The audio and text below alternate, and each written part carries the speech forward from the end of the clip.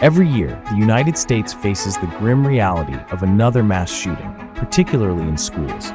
The recent tragedy at Apalachee High School in Winder, Georgia, is just one of many in a pattern that seems unbreakable. In this video, we'll explore why mass shootings, especially in schools, are so prevalent in the US and what can be done to prevent the next tragedy. School shootings in America are alarmingly common compared to the rest of the world. The United States alone accounts for 80 to 90% of all school shootings globally, and guns are now the leading cause of death among children and adolescents in the country. But why is the US so uniquely affected by this? One of the main factors is gun ownership. The US has more guns than people, with over 390 million firearms in a population of 334 million. This is the highest rate of civilian gun ownership worldwide, far surpassing countries like Serbia and Yemen. But the issue goes beyond just the number of guns. It's about how easy it is to obtain them. In many states, it's incredibly simple to walk into a store and purchase assault rifles and other deadly weapons. There are often very few restrictions, making it easy for people to access guns even if they pose a threat. The mass shooting era began in 1966 when Charles Whitman opened fire from a tower at the University of Texas, killing 16 people. Since then, school shootings have become a tragically recurring event. From Sandy Hook to Columbine to Parkland, many of these shooters have different backgrounds and motivations, but one thing remains constant: easy access to guns. There are various reasons for these shootings. Some are a response to bullying, where victims feel a need to retaliate with extreme violence, as seen in incidents like Columbine. Others are acts of domestic terrorism, with shooters radicalized by extremist ideologies spread online. But in every case, the availability of guns plays a central role in the devastation. Social media has played a huge part in the rise of domestic terrorism.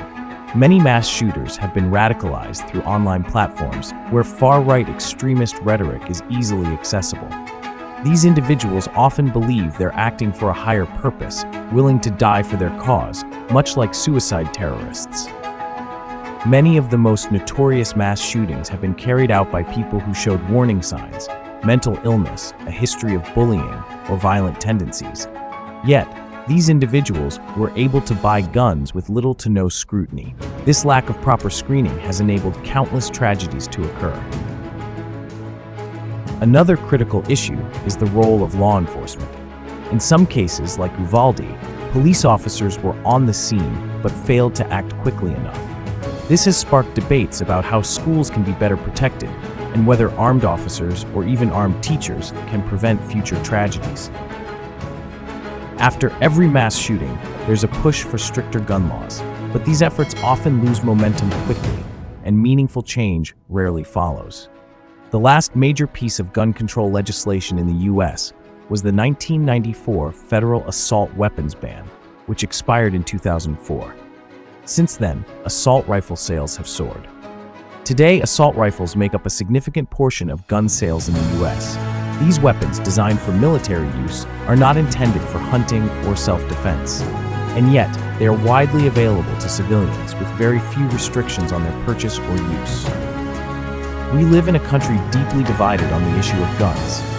On one side, there are those who believe more guns will make us safer. On the other, those who argue that fewer guns will lead to less violence. These opposing ideologies have made it difficult for the US to find a path forward in preventing gun violence. So what can be done?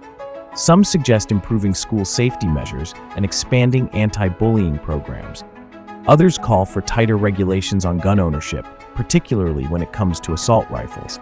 But until significant political action is taken, the cycle of mass shootings is likely to continue.